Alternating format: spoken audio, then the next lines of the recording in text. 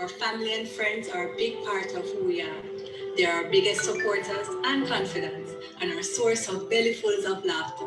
And when it comes to keeping you connected, Western Union is here to make it safer and easier with their digital services. Now your family and friends overseas can send you money without leaving home by using the Western Union app or westernunion.com. Just visit gkmsonline.com to register and share your banking details with your sender to start receiving funds directly to your bank account so you don't have to leave home to collect. Grace Kennedy Money Services, home of Bill Express, FX Trader, and Western Union, doing our part to help you stay safe and connected to the ones you love. Over to you, Cherie. Hi, everyone. Welcome and thank you so much for joining us tonight as we discuss the future job industry as part of JDTAN's Technology and Entrepreneurship Task Force. We're joined today by 3 panelists, and we'll get started with a couple of introductions. During this time, you'll have the opportunity to ask as many questions as you need to. We will be more than happy to answer them. Please share it in the question and answer box, and we will answer as possible.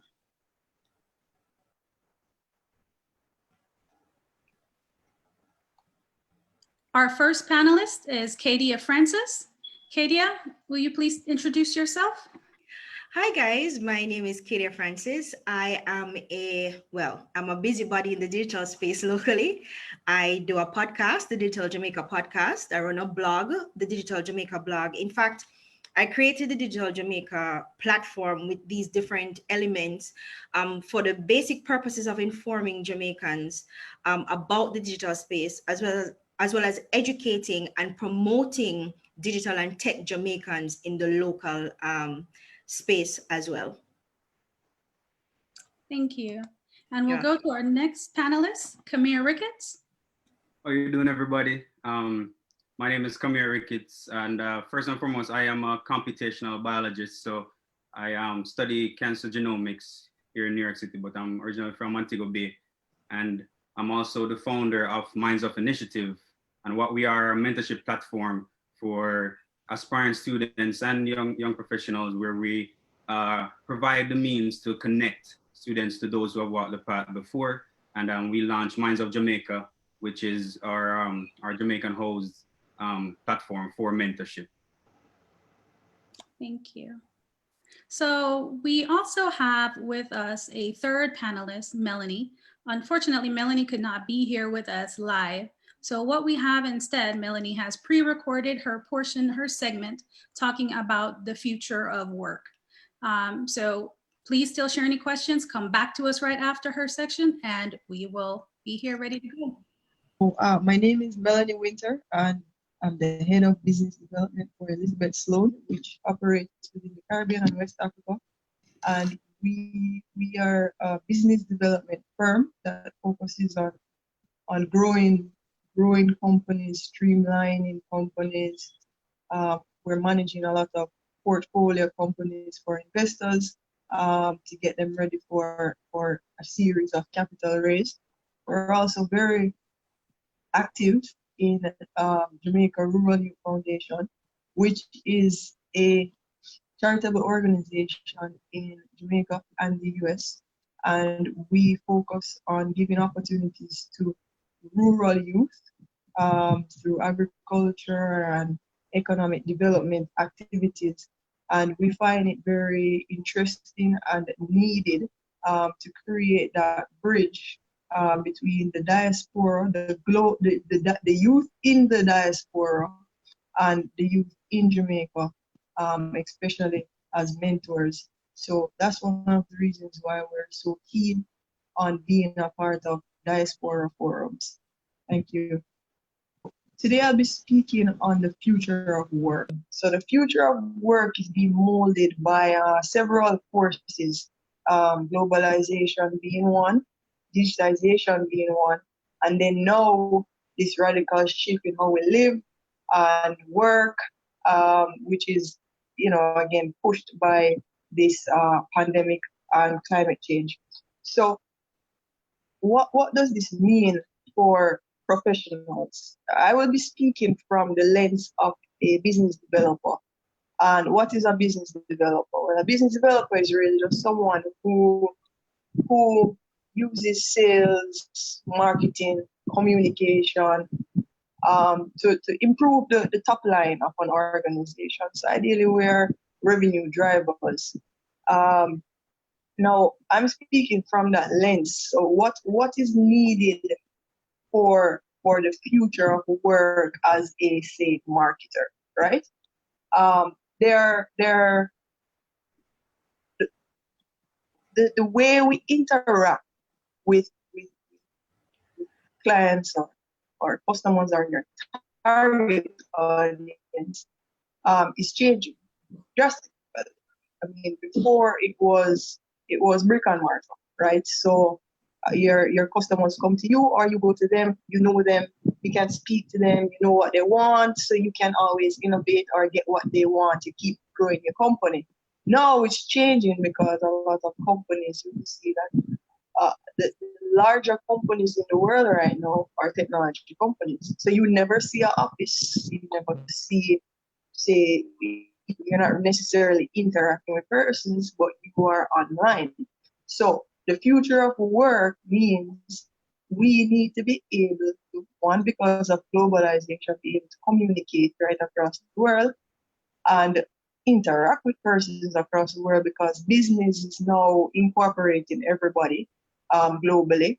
And digitization, because we are now reaching persons online, we don't know our clients like we used to. I mean, not physically. So we have an idea or an ideal profile of our clients, but we don't necessarily know them physically.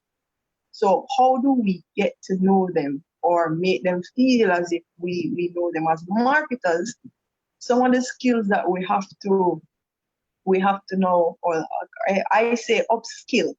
For some we have to retool or reskill, but is you will see a lot of data science or data analytics being necessary now, because we're shifting from more of a quantitative way of doing business. So you're now seeing that we need all this data is coming to us, right?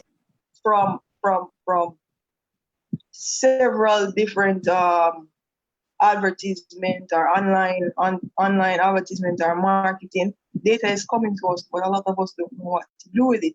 For this data to actually be relevant, we need to have some data science knowledge to make that useful for us to make decisions, to develop campaigns, to personalize campaigns, to make our customers feel like, hey, we know them, we know what they want.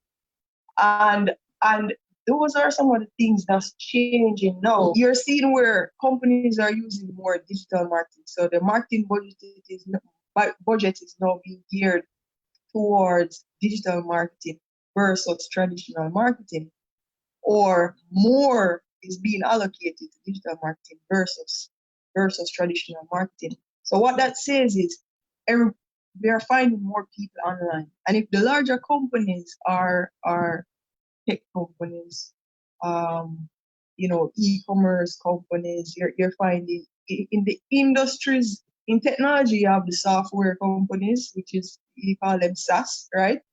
A lot of them are emerging. E-commerce, you have a lot of security companies that are emerging, AI companies, robotics and virtual reality. Gaming is also becoming very big. So what that says is that these industries are getting larger. They are the ones that will be employed. So we will need to align ourselves to ensure that when they're employed, we can be a part of their labor pool, right? So that is how marketers will have to maintain their relevance by upskilling in things like data science, programming, digital marketing, getting better at design, content marketing, and things like graphics. They have to become better. Even if they can't do it, they need to understand what works and what doesn't work. Now, again, these are some of the things from a standpoint of a marketer. I can speak only from that of a marketer because that's what I do. But from an industry, from your industry, it may differ. So it is important that you stay abreast of what is happening in your industry and pay attention to who is hiring and the companies that are emerging. Now, some of the industries that you see are emerging and will continue to grow over the next 5 to 10 years is again technology, health and wellness, social intelligence, having to do with like social media,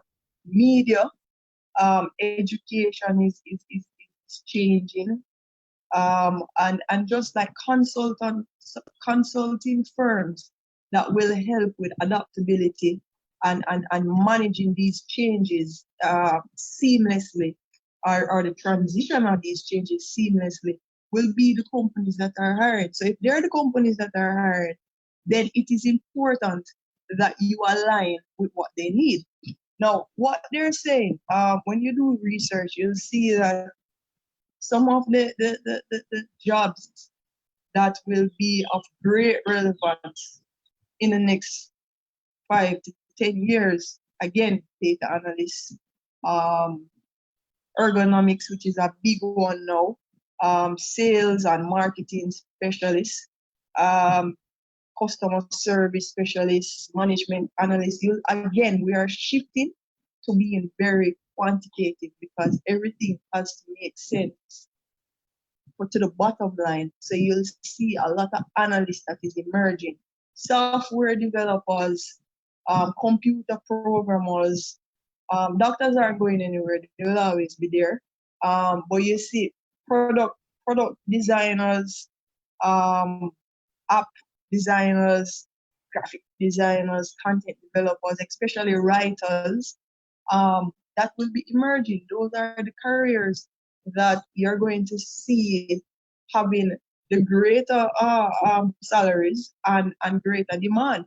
So you have to align with that as a marketer.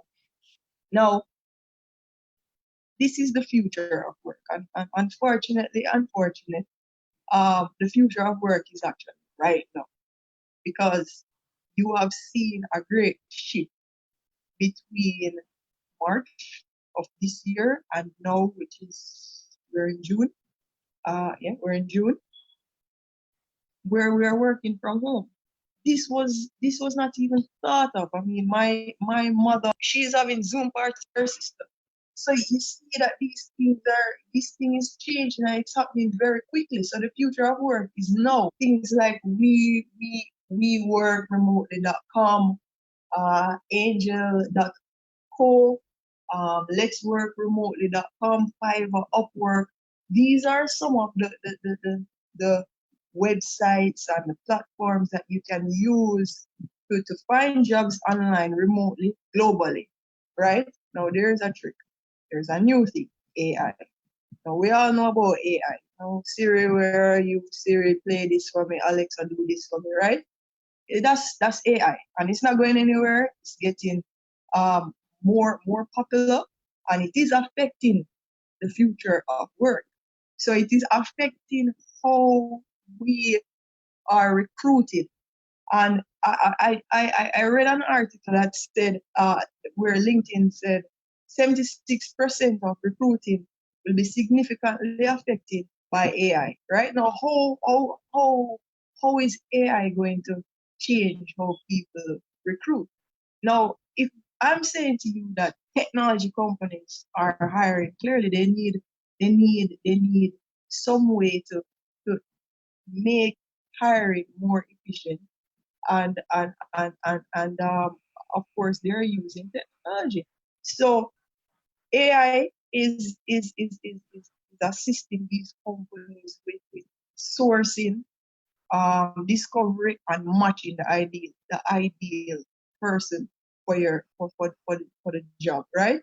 And this is not going to change, right? Now when you're doing interviews, you're doing it online, and they're now using AI to do facial expression analysis to see if you are the right person. So you cannot escape technology at this time. right? So what you have to do is, don't be afraid of the change. Just try to understand the algorithms that are being used to shortlist resumes, because if you don't fall in the 85% or more, there you're not shortlisted. And this is automatic, it's not personal, it's just this is the new way, right? So you have to understand the algorithms to ensure that your resume falls in that 85 and more, so that you can get the next call, right? So there is a website called resumeworded.com, and it is using AI, and I suspect that if it's not the same solution that we may be using a free version, where corporate might be using a professional version, I suspect that a lot of these organizations are using very similar tool to streamline or go through these resumes. So I would advise anyone at this point in time to just go in, upload your resume, and it will provide guidelines. So you may score poorly in the first round, but it provides the guidelines and you can edit and then score. So you try to aim to over 85. That then puts you in a position to stand a chance to get in a job or an interview, right? So now we're at interviews, and interviews are now virtual.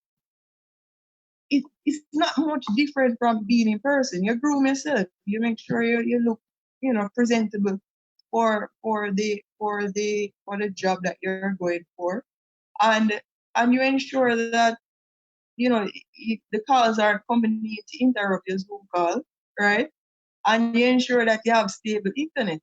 So it's just a matter of understanding that we are, it's like anything else. Every industrial revolution comes and it disrupts what was prior, right?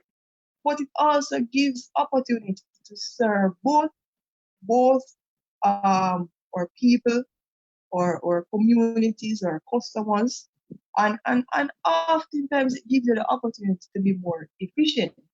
So it's not something to be afraid of. It's just we as people and professionals have to stay abreast of what is going on so that we can be nimble and adaptable, right? I've been seeing a lot of efforts were equipped to get the jobs, and a lot of Jamaicans are already using Fiverr, Upwork, and they're working remotely. A lot of these graphic artists and designers are already working remotely. Social media managers, they're already used to this, right? So I think for those particular jobs, it won't be too difficult. I do believe, however, that we need to start looking more on business intelligence, big data, manipulating of big data. We need to start using more business intelligence and big data to create campaigns. There's a company called Blue Dot. Blue Dot I find is doing, they are moving in a more using technology and data to drive market research, and we need to see more of that. So we're in the space, and although we're very adaptable, we're seriously adaptable. I mean, throughout this pandemic, I saw where one man used to sell fruits. Next time I see him selling parabolic soap. We understand that the only constant is change. So we just have to be adaptable. Thank you. All right, that was a great overview of the future of work. Let's now turn it over to Kamir and Kadia. What are your thoughts on the future of work and the information that Melanie shared? with regards to the future of work, I think she touched on quite a few, a good couple of points, especially when it comes to moving remotely, right? A lot of companies now are realizing that, hey, our workforce is able, was, during this time was able to get a lot of the job done while at home.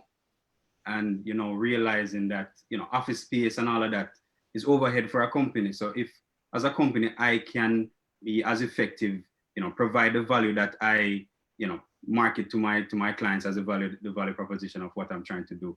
And we can do it while avoiding some of, maybe downsizing an office space, only those who need to be in that space, necessarily use that space. Then your money is able to go even further. And I think that is where a lot of companies, they might believe that, well, if you're working from home, there are a lot of distractions and so on. But for a lot of people, working from home is when they're most productive. You realize it. So I think that is definitely going to be the way we go, and especially in tech and digital jobs. Now we open up a whole scope of opportunity now where even though I am physically in Jamaica or physically in the US or so on, I can now some people work full time. It's not only like on a temporary basis where you get to one project to do for a company or so on. You're full time. You're fully employed by a company that is not in the country you're working in, because we have all these ways to connect, all these ways to be productive while not being physically in the office space. Yeah, and I'm also glad that she touched on the whole idea of adaptability, because I think that is especially important. And she said something about, each industrial revolution brings change. And I'll add to that and say that it's not necessarily an industrial revolution we're in, although you can see it that way for all practical purposes. But I'd say that we're in state of technological evolutions, because really the revolution where it comes to tech happened in the late 1940s. I mean, in the late, that's when it all started, when the internet was already being used as a private network for security forces and for those purposes.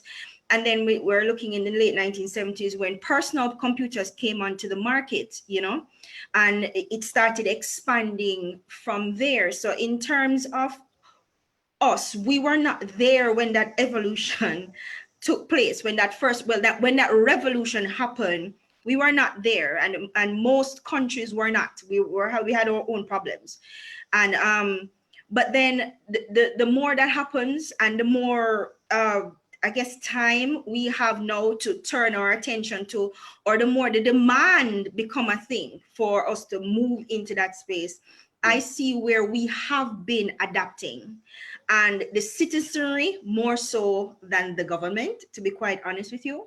I think the Jamaican citizenry is way ahead in terms of what they have already been doing in the digital space. And Kamir touched on something a while ago about being in Jamaica, living here, and not being employed here, but having employment. And on the podcast, I have spoken to a young guy by the name of Javon Davis. He's Jamaican. He studied computer science at UA. Before, Javon is now living in Canada, and he's working with Apple in Canada. But before Javon even left UA, Javon was being recruited by companies like Lyft in the States. Javon eventually got a job with the mother company of WordPress, and he was their software engineer there, responsible for their mobile application. In fact, our Jamaican guy, Javon, built out WordPress mobile application that we now use. And in fact, I know several Jamaicans who still work with WordPress. So even before COVID, there were Jamaicans of all age group. It's not just about a youth thing, that were actively seeking opportunities in global spaces. And the good thing about being online is that going online means you are opening up yourself to opportunities and to new markets that you you would have never reached before if you were not in this space and afforded that opportunity in this space. So definitely technology is constantly evolving. Sometimes it's evolving in response to some kind of demand, and sometimes it's creating the demand. It evolves and then the demand comes with that. And so if we're gonna in a sense, play catch up because there's so many opportunities there. If we're gonna play catch up, then we definitely have to be adaptable, and we need, I sense there's some hesitation there, and this was before COVID. There was this hesitation to really integrate technological integration into business and governance has been slow. And there are several reasons for that. But since COVID has happened, a lot of businesses, even government, has been forced to now look at what is the available technology, and then how can we adapt to using the available technology so we're not stunted, or we're not, because the world didn't stop, or well, it kind of did, but business couldn't stop for long. There had to be ways that we found of doing business. As a small economy, we couldn't have afforded to completely shut down, so we had to find ways around the issues that the pandemic created. And I think so many innovations have happened. Come here, I'm going to talk about you now, because Kamir is one of the people who have been innovating since COVID. Kamir is responsible for creating an app that searches for people who need testing, and let them know where testing sites are. So Kamir has been one of our Jamaicans who are innovating in that space, responding to the pandemic. We have people like Yakini Wallen Bryan from Pre-Labs, a young guy, again, from UA. Yakini has teamed up with Lauren Peart. You heard Melanie talk about Blue Dot. Lauren Peart is the founder of Blue Dot. And they've teamed up, and they've been able to produce equipment and things that big technological giant companies, these are things, because you have to go through product development and testing, and it takes years. These guys have done it within weeks, literally weeks. 3D printing face mask, and creating medical equipment using sophisticated 3D printing software. And they have just been amazing. They're called the Citizens Response JA, and they have been just coming together, working together, and innovating. So yes, we are very adaptable people, and I find that when Jamaicans get into certain spaces, we tend to really show up and show out in those spaces. So I'm actually proud of that. And it's unfortunate that it took COVID for us to realize that we really should have been paying attention here. But now that we are having this conversation, I want it to continue to be something that we are having going forward, because there is no post-COVID. As far as I know, we haven't found a cure.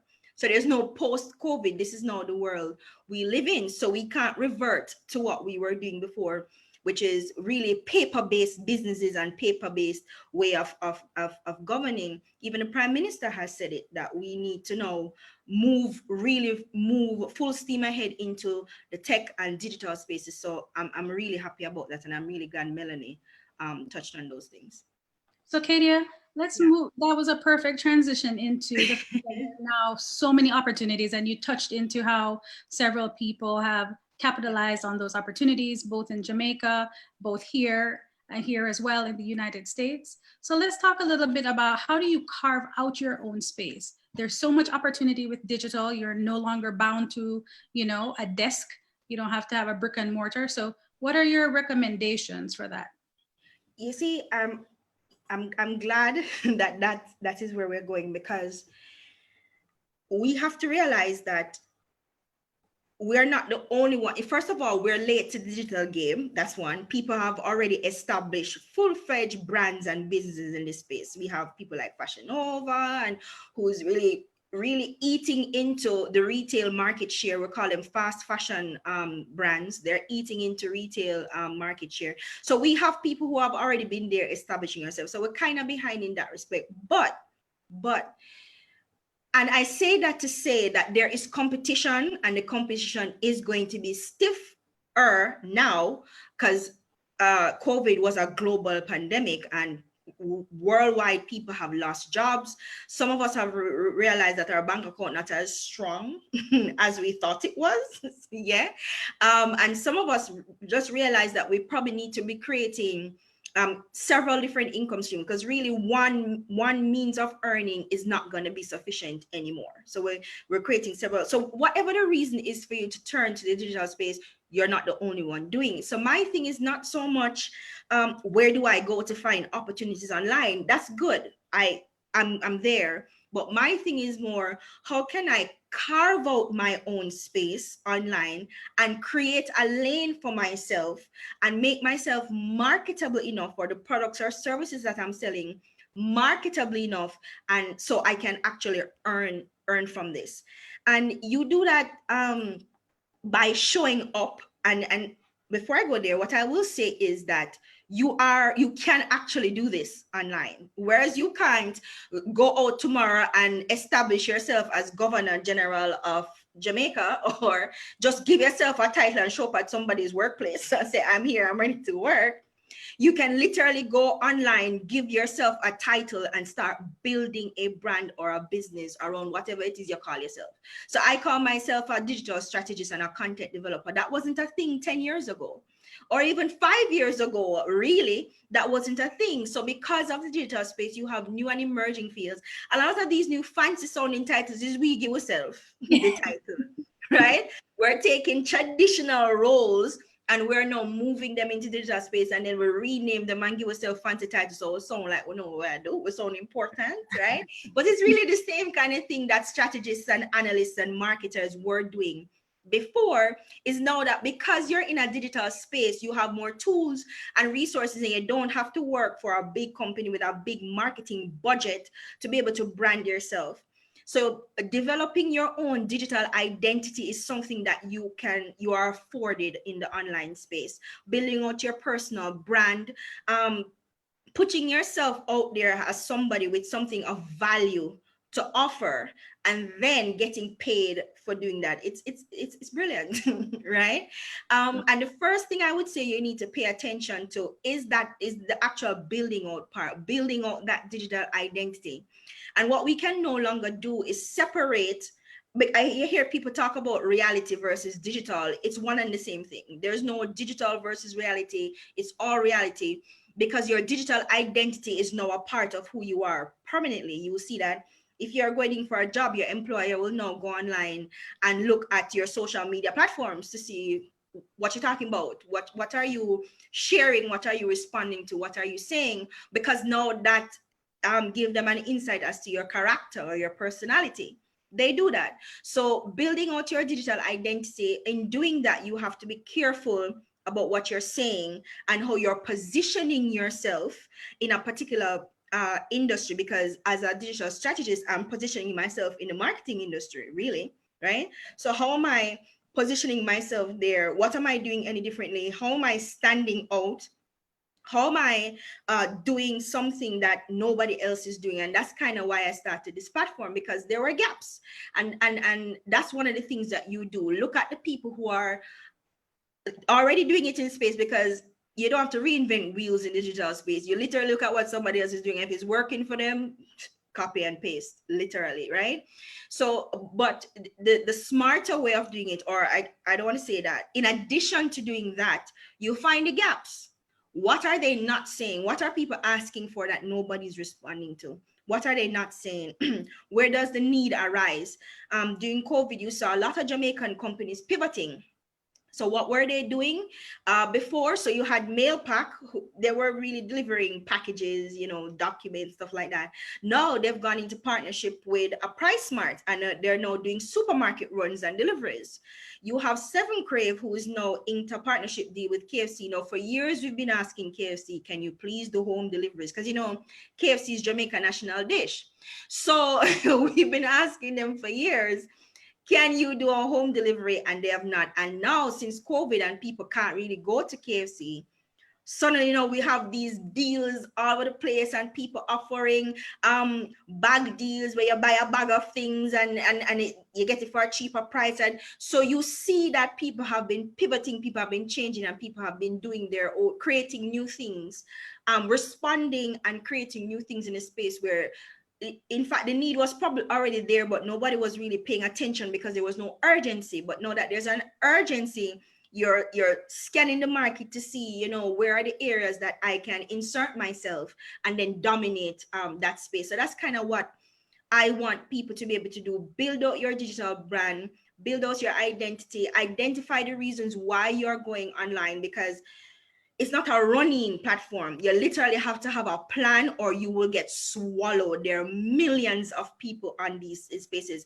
And when I say digital, I don't just mean social media, right? Because several different digital platforms out there. So being able to choose the right platform to be on, identifying the objectives for being online, targeting the people who would need whatever products and services that you're offering, looking at what your competitor is doing, and filling in those gaps, or literally copy and pasting, because how many bread companies are there? There's food enough out there where everybody can eat a food, as Jamaicans would say. And then making sure that you're paying attention to the response and feedback. And if you are a company, you can also carve out your own space online, and you do that differently than how an individual like myself would do. You do that in terms of customer service.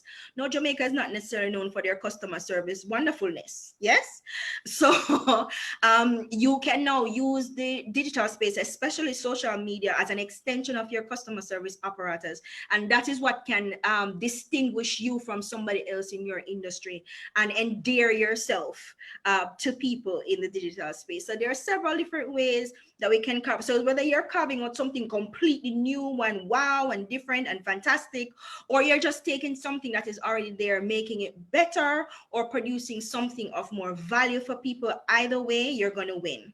Now, there are three categories, and analysts have been talking to say, okay, now, people don't necessarily have disposable incomes like that right now, and it's going to take a while for them to recover and get back on their feet, because a lot of people have to dip in emergency funds because of the COVID pandemic. So if you are offering a product and services that falls within the category of comfort, convenience, or necessity, then you would have had a better you would have fared better than most other brands and businesses during COVID, and will continue to fare better post-COVID. So that's convenience, comfort, and necessity. And we have versus that came up with the online concerts. Big up Bounty and Beanie. So it was a fantastic night. One of the highest ranking versus parties to date. So you have people in the entertainment industry moving now into the online space. Digital did a kind of MTV unplugged kind of thing where they had Jamaican artists coming in and doing a live concert, and there have been several live concerts being put on by Jamaica. Even the government did it to raise funds for the COVID pandemic. So there's the entertainment industry, the education industry went online in Jamaica as well. The retail industry went online. We've been talking about e-commerce for the longest time. In fact, we've been talking about the digital economy for the longest time. Heads of state in the Caribbean, in the CARICOM, have been talking and talking and talking and talking and talking and talking and still talking. And we've yet to put together a framework. There's no legal policy or framework yet that governs digital trade, which is going to be one of the things that hold us up. As it stands right now, there are difficulty for us in terms of collecting monies online. Right, we don't have access to and it's not that we don't have the software and the technology, because right now I can tell you 4 people in Jamaica, 4 app developers in Jamaica who have already created apps that will allow payment processing and merchant accounts online. It's just that our banks are not responding as quickly as they ought to. And I'm just going here to show you that the possibilities out there, I mean, there's no limit online. And that's the good thing. There's no barriers to entry. That's also a good thing. You're opening yourself up to global markets. There's nobody that you can't reach. There's nowhere in the world that you can't reach somebody online. It's just that you have to read the room, be able to read the market, see what is needed, and then position yourself to give it, and you will earn. So let's pivot now to Kamir, bringing you into the conversation a little bit, and then Katie, keeping you right where you are, because the Versus is a great example of collaboration. So let's quickly talk about how beneficial it is to have the right collaborations when the opportunity arises to be successful. And then Kamir, join in, and then we'll pivot to how those collaborations can extend or can be introduced by your networks. Yeah, before that, I just wanted to make one quick point when it comes to position yourself. I think also diversifying your own skill set is going to be key nowadays, because a lot of companies now, when you can do multiple things, and there's so many resources that are out there to allow you to learn, pick up Free resources too. animation. Yeah, exactly. Free resources. If it's free, it's for me, basically. So I think that's going to be key. Or being able to be smart in terms of alleviating some of the work or providing value that you can now go into a space. Okay, you need to get this done. I'm going to handle figuring out where to get it done, so that because a lot of people just don't have the time to figure out how to get this done. They just want to get a particular done. So I know people who they don't necessarily have logo design or graphic designing skills, but they are well versed in terms of finding people on Fiverr again, or these freelance websites. So they now streamline a whole pipeline where they're offering a service to entities. They don't necessarily have the skill themselves, but what they're saying is, okay, you need to get this done. I can know facilitating, facilitate where to get this done. And that is also a way that people are being creative in terms of how they go about, and that's collaboration, and that fosters collaboration as well. One of the questions, now that the Digital Jamaica platform is out there and people are beginning to notice, I find that I get a lot of queries, and almost every day somebody gonna message me, email me, call me, where can I find XYZ? And it's usually persons in the digital and tech space, because they think I know everybody in that space now, right? So they're always asking me. So what I've started to do is build out a database of Jamaican digital and tech professionals, whether they live locally or they live in the diaspora. We're creating that database because we realize that they have skill sets that are needed, not just locally, but regionally and globally. And that is where the collaboration will really come in. I consider myself a collaborator. I don't see myself as a competition for anybody. And it's not because I place myself above competing, but I see myself more as somebody who will facilitate. So if me and you can create something that is better than either of us could create individually, and earn more money from that thing while providing more value for the consumer of that thing, that makes more sense to me than me and you try to compete with similar products or similar services for the same market share. That makes no sense, right? And even though there are millions of people online, it's about finding the people that your thing will connect with, that can relate to what it is that you're doing or what it is that you're offering. So and especially for us as from small island states, I'll say, I think we do have a competitive advantage because we're a lot more flexible, and we can, my brand can, and before I go any further, I'm a proud member of Mind. Right? I'm a proud member of Mime, and Kamir and I have collaborated on several projects already. Even before we got to the Mind stage, we were already collaborating, and you see in this space, we're actually building up a community of digital and tech professionals in Jamaica, whether it's brands, personal brands, or business and whatever, and we're trying to see how best we can work together on different projects, whether it is me building out this database. So when somebody call me and say, hey, Kaden, do you know a software developer? Yeah, man, check so and so and so and so. And I give them the contact information. They've already been vetted. I know what they do. I know what they can do. And it's just, you literally connect and you get your project done. So whether it's collaborating that way or collaborating to create content, but this is the one thing though, and this is, I think, where we have the biggest competitive advantage and why we really should collaborate to create something fantastic. Brand Jamaica is a hell of a big brand globally. It's a huge brand. It's very popular.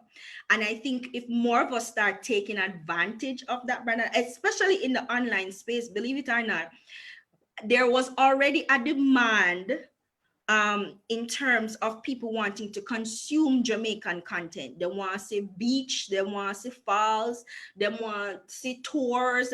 So there was already a market there, but then the digital space have increased that appetite. So if we can, and Ingrid Riley always talking about putting paywalls in front of our content, like a Netflix style, and selling it, and believe me, the market is there for something like that. So especially as creatives, if we as Jamaican creatives come together and create something, there's Future. I don't know if you've ever heard of Future. It's a Netflix type of deal, and it's created by several Jamaicans, including Damian Miller and Twain Richardson. So they have created this kind of platform where it's all Jamaican content right across the board, entertainment, mostly entertainment, I think, right? So they will play like a Jazz and Blues festival or a Sumfest or whatever you can find it on the platform. So that's an example of creatives coming together to build out something that is great, that everybody who contributes to that thing can earn from, and earn in terms of monetarily, certainly, but earn in terms of reputation and brand building. And I think that's important. And we can go to Kamir, when Kamir talk about networking, we're going to see how collaborating and networking is part and parcel of kind of the same thing, because then you have to network, make sure that the person you're collaborating with, you're aligned in terms of your individual brands, making sure that that person can bring something to the table as well, so you're not carrying all the weight yourself, and making sure that you're building out networks of people who can help you get from a beginner stage to a stage where you're established within an industry. So whether that's a mentor, just mentor, or whether that's funding or capital or whatever, that's going to be important in terms of collaborations as well. And Great point. Kamir, let's give it over to you. And then once you make your comment, we'll just go right into your networking and talking a little bit about some more of your insights. Yeah, and I think when it comes to collaboration, one of the realities is that to bring life to any idea, you know, you need capital. And one thing collaboration allows you to do now is share some of the expenses when it comes to starting up a particular project or a company or whatever it is that you're working on. And it allows you to bring the idea to fruition much faster. And I think one of the big issues with a lot of people is that they are always with this mentality that I don't want people to steal my idea, so I won't share. You know, you keep everything to yourself, you try to take it on yourself, and there's no sharing of ideas. When in reality, one, the steps to take an idea from, you know, just being an idea to realization is so grueling, and it requires so much energy and effort that you sharing it with somebody, they can't just take it up and steal an idea and make it be a thing tomorrow, right? And I think that is what is missing from a lot of people, a lot of discussion. It's just the willingness to share also provides you new ideas. So when I have an idea, I have people that I shout and I say, hey, I'm thinking this might be cool. And they're like, actually, no, that wouldn't really work the way you think of it because X, Y, and Z, because I don't know what I don't know. You understand? So they can now bring a different perspective, you know, because I'm there thinking my idea, the best thing since sliced bread, this will be wicked. And then I share one person, I'm like, well, do you think of this? And then that just, you know, that just give you a whole, you know, maybe give you a new way to view your idea, and maybe you pivot it to something else, or just, you know, okay, that might not be a thing. So there are so many benefits to collaboration, in addition to what Katie was saying, where I think that is something that is really crucial and missing from how we operate. Because we have so many talented people, and, you know, Katie just in the space of like 10 minutes lists about 6-7 amazing people doing amazing things. But the issue is a lot of people are doing those things in pockets, right? Separate pockets, when they could, if they came together, they could really do something huge. And that's one of the things that went into when I was creating Mind Jamaica, is the idea that, okay, how can we create a space now we have all these people with varied forms of skills that can come together and just network and be and share ideas. So let's talk a little bit about Minds of Jamaica and how it relates to networking, and then just networking in general. What is the power of networking, and what are some of the things you think that people consider networking that aren't really networking? Yeah. And so Minds of Jamaica really at its core is a mentorship platform. And I think mentorship and networking go hand in hand. And one thing we're seeing is that a lot of people, one, don't know how to operate in a space where they're engaging with people they're not already familiar with, right? How do I you know, build those interpersonal skills? And a lot of people just don't have access to a variety of people in different areas or skill sets, so that they can absorb a lot of information, and that knowledge transfer is key in terms of making decisions, in terms of identifying how you want to strategically plan out your career or your life, right? So that's one of the things we want to create with Mind Jamaica is let's create a space now where wherever you are, using the digital space, taking advantage of the internet now, we can democratize access to knowledge, right? We think scalable mentorship and equitable access to knowledge are two very important things that will allow you to be successful, right? And I know that in my kind of career journey, networking has played a huge role. And I know when I was younger, I really didn't understand the concept of networking. To me, networking was, you meet people and, somehow that counts as networking. And networking is not just, me talking to you to get something or to get specific information. It's about establishing a relationship. And what that does now is, because you don't know what you don't know, you increase in, the amount of people in your network, the amount of skills and the amount of experiences in your network. That allows them now to put things on your radar that you didn't know exist for you. Opportunities that are out there that you didn't know existed for you. And that's what we're trying to do with Minds of Jamaica, because in reality, your network, people always say this cliche things, your network determines your network and all that. But what it does, it just diversify, what you think is possible for yourself. Like, you're talking to somebody and here's somebody who have done it, you see them do it, and you're engaged with them and talking with them about how do I get to where I need to be. And I think that is one of the huge values of a network, right? And I think in Jamaica, we use the terminology like links. So I have a link here, I have a link there, and so on. And I tell people all the time, link is not networking. And networking is something that can really set a foundation and propel you during your career, versus links. Links, I feel like skip line at tax office. Or get the KFC order earlier than everybody else in line. That's what links do. And we always talk about links in term when it's in the context of me getting something from that person. So I have a links for the graphic design because me need a logo to be made. When in reality, networking has nothing to do with me planning or thinking about what I'm going to get for that person.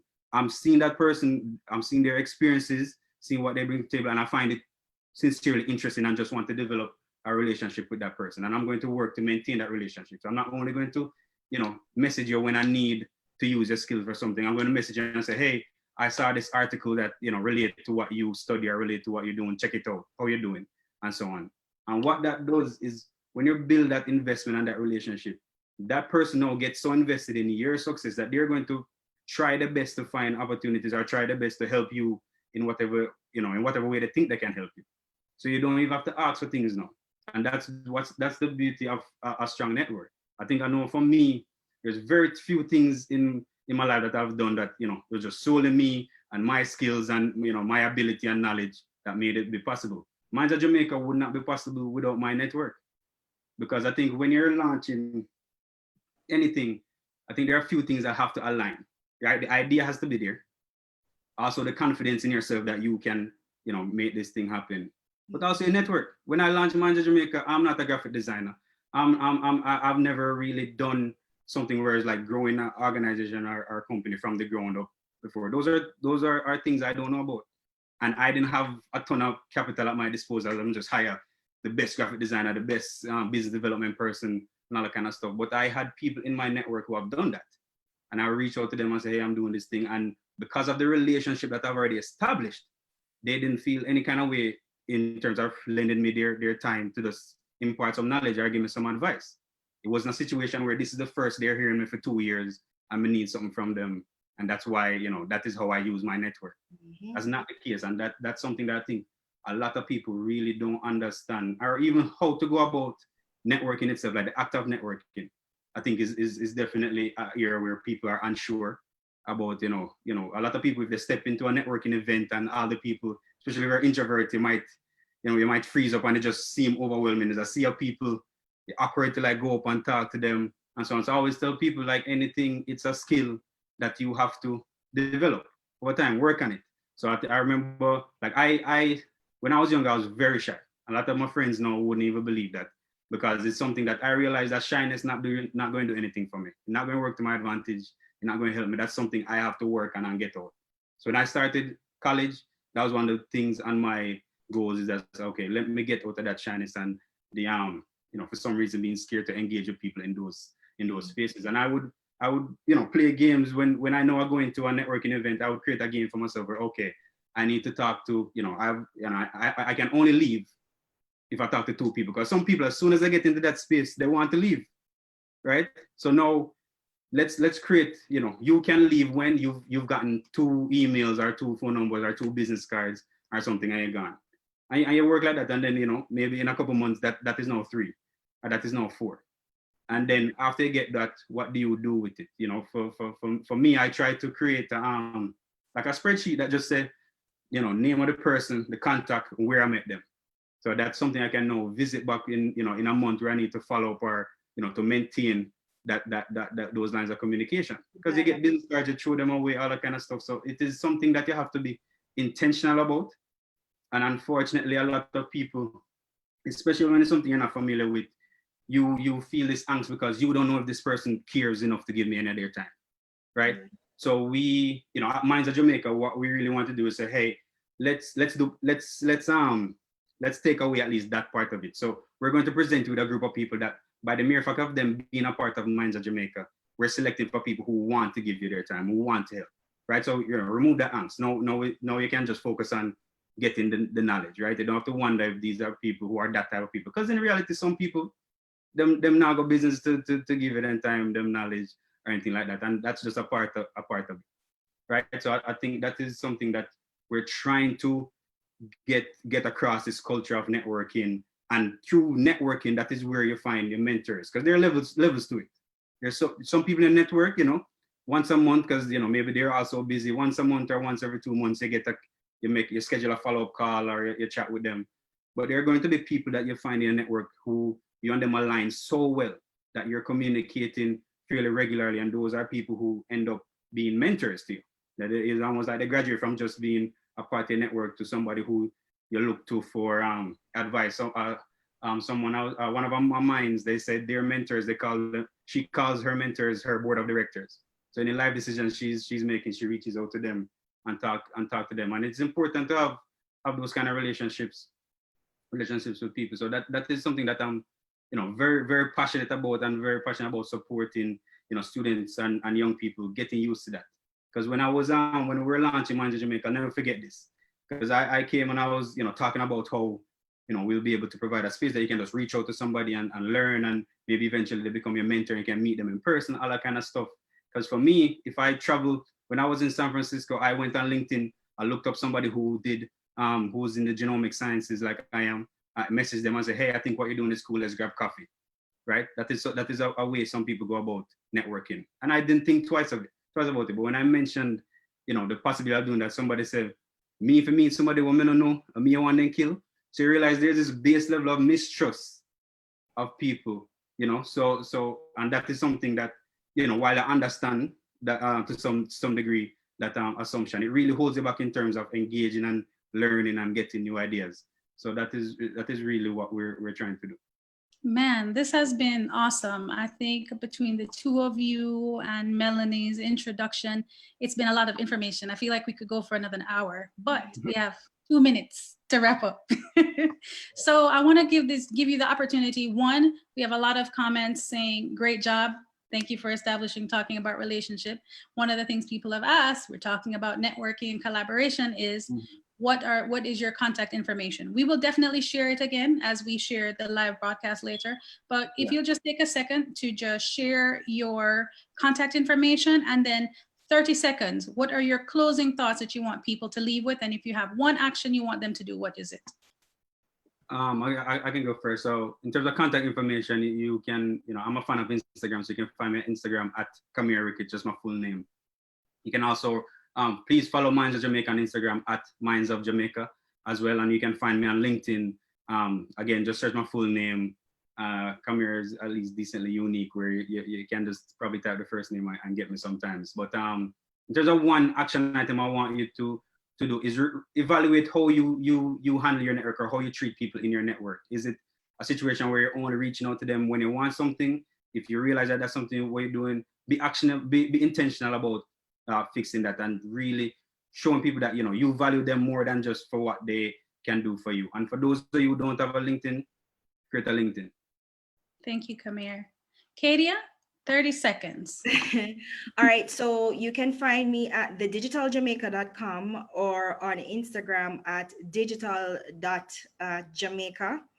If there's one thing I want persons to do, so many things went into my head, but I want you to actually start taking the digital space seriously. If that's one ask that I have, that would be the ask. It's not a fad. It's not a trend.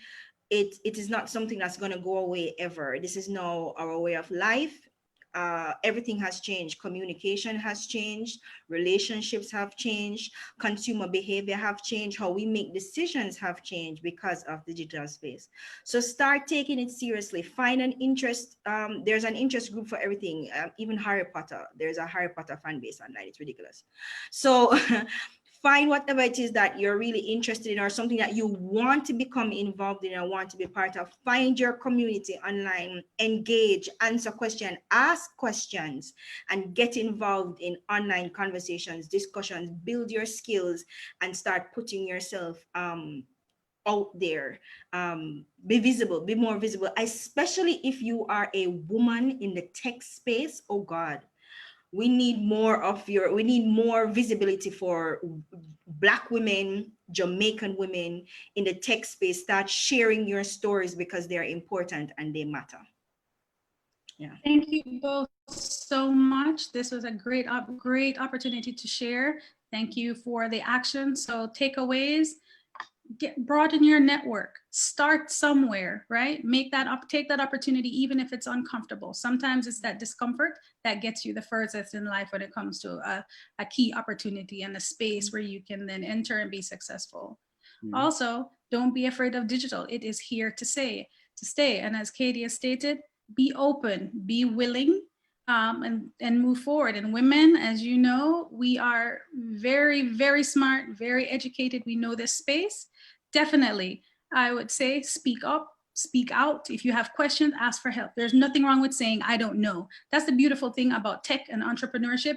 It's such a changing landscape and so dynamic that there's always going to be a time you don't know, but somebody does. So reach out, ask. Again, I thank you, Kamir. Thank you, Kadia. Thank you, Melanie, for your insight. Everyone have a good night. Take care.